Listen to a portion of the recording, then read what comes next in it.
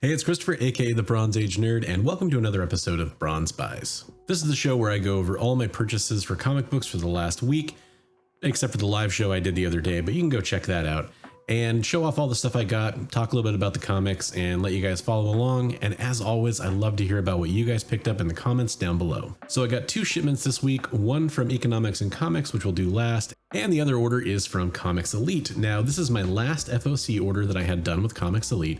This was for New Comic Book Day, April 18th. No, you heard me right, April 18th. One comic book from this order was supposed to ship on April 28th, though. However, I didn't get it until today, which is July 17th. This one got delayed a couple times, and it arrived, no damages, which is great. I'm happy to see that. There were supposed to be 24 comics in this order, and all these little R's you see are returns. So what happened is, out of 24 comics, 7 comics got returned. That's 29% of the order. That's pretty bad. I'm showing you the invoice right here. I'll go over the ones that I didn't get and just kind of pretend they were in here. Mango and Bunnyman #1, the Josh Burns cover. I was super looking forward to that. That was a cool cover. Children of Adam #1, the second printing, the Coelho variant. Maria Lovett's Arrow Psyche #2, cover C. That's also a really cool, sexy cover I was looking forward to getting. White #1, which is what originally had to have delayed this order. I know that comic got pushed back several times. And then they eventually said it was allocated and refunded my money. That was the first refund from this order. And then I was like, well, wait a minute. Okay, so you did that. How come the rest of this order isn't shipping? I guess it was because there was all these other refunds they had to do because they didn't get the comics. Home #1, cover A. Home #1, cover B. Guardians of the Galaxy 13. So that's 7 comics that I don't have. So this is unfortunate. Hey, last FOC order from Comics Elite. I'm super excited about that. All right, so let's check out what I did get.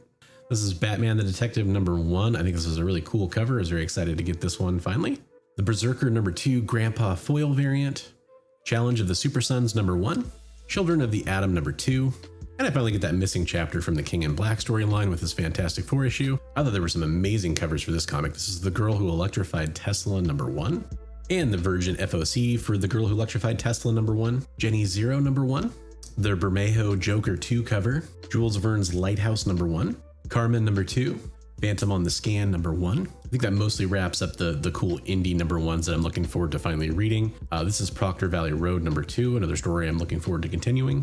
I finally get to start reading Spider Shadow, this dope Star Wars Bounty Hunters 11 Bosk cover, Thor 14, and Wolverine #11. All right, let's move into some comics that came out in the last couple months. This time we have a shipment from Economics and Comics. I started picking up Amazing Spider-Man again because I wanted to get into this whole Sinister War storyline. Looks pretty neat. I'm an absolute sucker for these homage covers to like the official guidebook. I'm also a fan of the Bagley trading card variants for the Skybox Marvel Universe cards they did. And this Dr. Octopus cover is awesome. ASM Annual #2. I'm curious to see what's going to happen in here. This is Avengers 46 and it's the kickoff to World War She-Hulk. I snagged a couple of these Momo headshot covers because I actually think a couple of them are pretty cool, including this Blade one for Avengers 46. So you know me, obviously I love this Batman Urban Legends 5 cover. I think it's just fantastic. Yeah, I think it's just awesome. I picked up a couple copies, and of course this one's going to be my booty cover of the week. Also managed to grab a copy of Children of the Atom #5. I picked up 1A cover for Extreme Carnage. I think there's an off chance that something could happen in here, but I wasn't excited about all the variants. I'm not a massive Carnage fan, so for this one was kind of a subdued interest for me. Just kind of hoping for a key in there. Frank Cho and Sabine Rich, Fight Girls #1, you count me in. Probably should have picked up some more of this, but always trying to be a little conscientious of how much I'm spending. Still, I think this was a better cover, and I'm glad I grabbed it. I was kind of sad that I missed out on the Rogue version of this cover, so when I saw this one pop up on pre-order, I made sure to grab a few copies of it.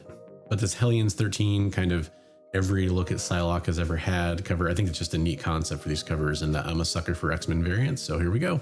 I went for this Momo cover for Hulk. I think it's just something cool about it too, so grab this Mortal Hulk 48 variant. Pretty sure we're getting some first appearances in here for the United, so I made sure to grab a copy of this. I love these Marvels covers that Alan Qua's been doing. You know, you had the heroes cover, you had the villains cover, and now we have the kind of cosmic Marvel cover. Absolutely fantastic.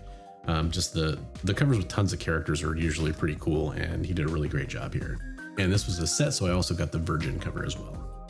Had to grab this Masters of the Universe Revelation #1. I'm really excited for the new series.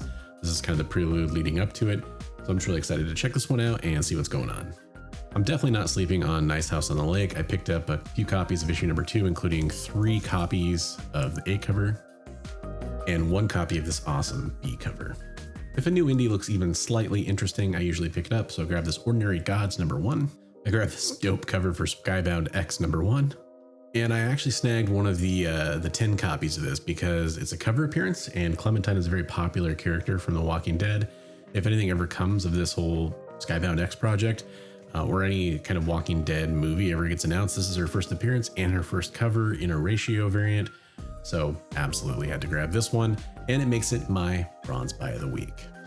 Did you guys play the Telltale games? Let me know in the comments down below. I loved her character in those games. I thought it was a fantastic character to follow, and I do hope that she makes some kind of transition over into the mainstream Walking Dead stuff.